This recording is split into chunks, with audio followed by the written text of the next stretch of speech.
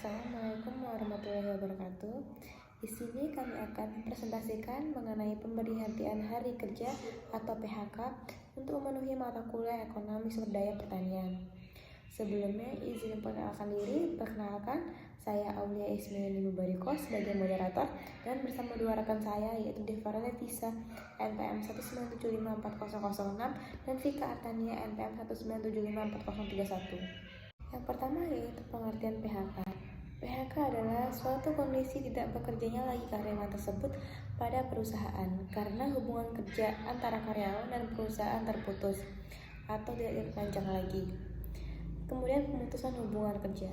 Ketentuan mengenai PHK meliputi pemutusan hubungan kerja yang terjadi di badan usaha yang berbeda hukum atau tidak, milik orang perseorangan, milik persekutuan, atau milik badan hukum, baik milik swasta maupun milik negara, maupun usaha-usaha sosial dan usaha-usaha lainnya yang mempunyai pengurus dan mempekerjakan orang lain dengan membayar upah atau imbalan dalam bentuk lain. Sebab-sebab terjadinya pemberhentian karyawan dibagi menjadi 3, yaitu pertama, undang-undang.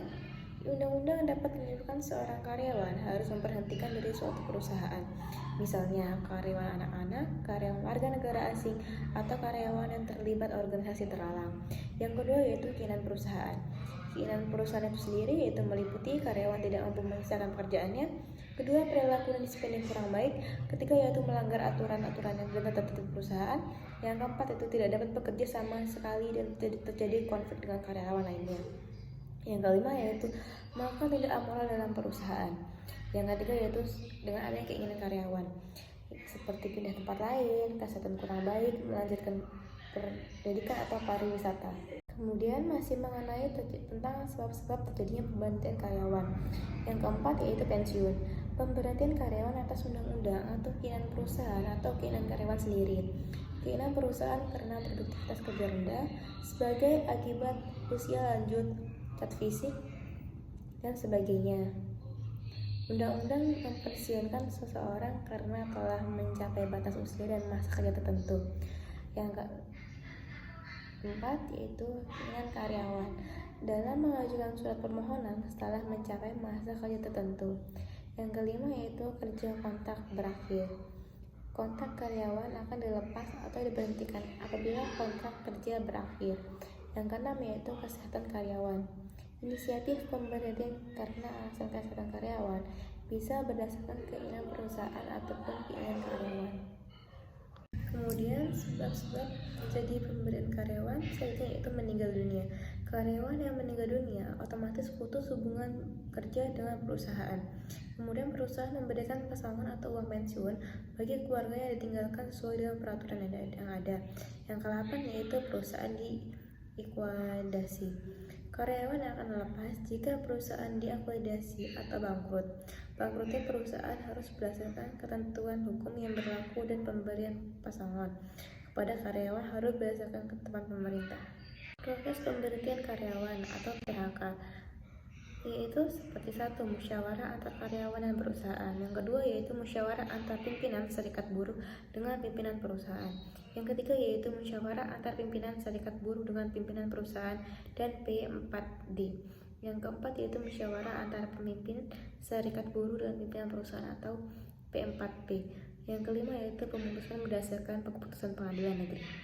Konsep pemberhentian yaitu adanya keinginan perusahaan, pemberhentian. Keinginan perusahaan tersebut yaitu mengenai keinginan karyawan, pemberian seperti pensiun, uang pensiun ada sebab lainnya, uang pensiun, uang pesangon, status karyawan.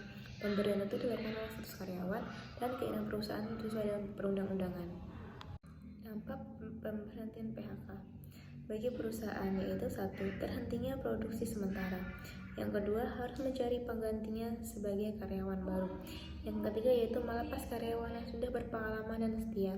Yang keempat yaitu memerlukan biaya yang besar untuk merekrut lagi. Yang kedua yaitu bagi karyawan, timbulnya situasi yang tidak enak karena harus mengganggu. Yang kedua yaitu terputusnya hubungan dengan teman-teman sekerja. Yang ketiga yaitu berkurangnya rasa harga diri, hilangnya penghasilan diterima untuk membiayai keluarga. Yang keempat yaitu harus bersusah payah mencari pekerjaan baru. Assalamualaikum warahmatullahi wabarakatuh. Perkenalkan, nama saya Dekara Levisa, NPM 197540006. Di sini saya akan melanjutkan presentasi poster dengan materi pemberhentian hari kerja kelompok. Selanjutnya itu ada macam-macam PHK. Yang pertama, PHK yang bersifat sementara. Di sini ada yang pertama, karyawan tidak tetap, perusahaan yang bergerak atau menghasilkan produk secara musiman, karyawan yang dikenakan tahanan sementara. Yang kedua, PHK yang bersifat permanen. Terbagi menjadi dua. Yang pertama, pemberhentian dengan hormat.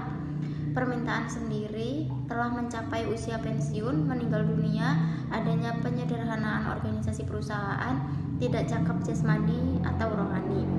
Yang kedua, pemberhentian secara tidak hormat, melakukan pelanggaran atau kejahatan, keterlibatan dalam perbuatan yang menentang pemerintah, meninggalkan tugas tanpa izin, sengaja melanggar ikatan perjanjian kerja, merugikan perusahaan tempat kerja.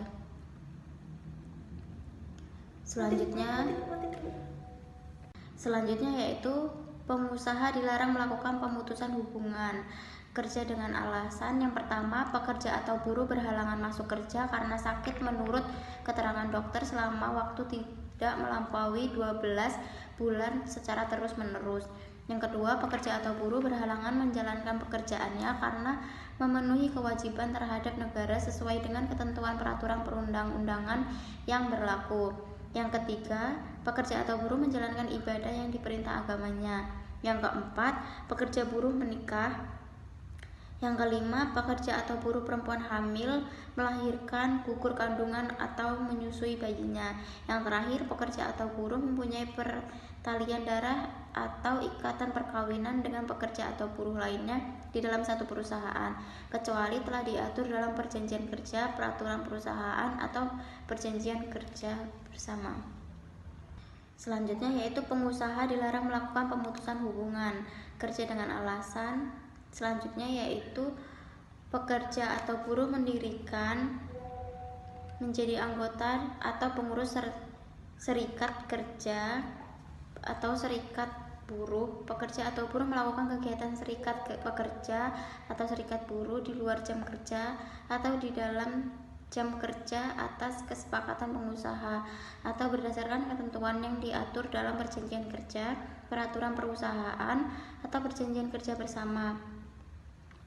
Yang kedelapan, pekerja atau buruh yang mengadukan pengusaha kepada yang berwajib mengenai perbuatan pengusaha yang melakukan tindak pidana kejahatan karena perbedaan paham, agama, aliran politik, suku, warna kulit, golongan, jenis kelamin, kondisi fisik, atau status perkawinan. Yang 10, pekerja atau buruh dalam keadaan cacat tetap, sakit akibat kecelakaan kerja, atau sakit karena hubungan kerja yang menurut surat keterangan dokter yang jangka waktu penyembuhan belum dapat dipastikan. Sekian presentasi dari kelompok kami. Bila ada salah kata saya mohon maaf. Saya akhiri. Wassalamualaikum warahmatullahi wabarakatuh.